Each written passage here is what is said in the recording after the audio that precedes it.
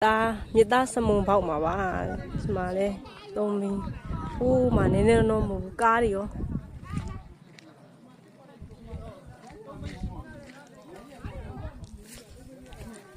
မကြည့်အောင်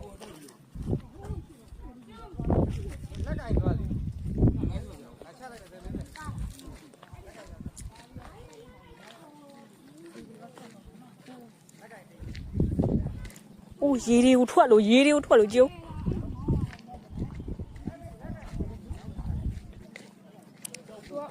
ောက်ထဲမှာမြေကြီးထားတဲ့အချိန်နဲ့တ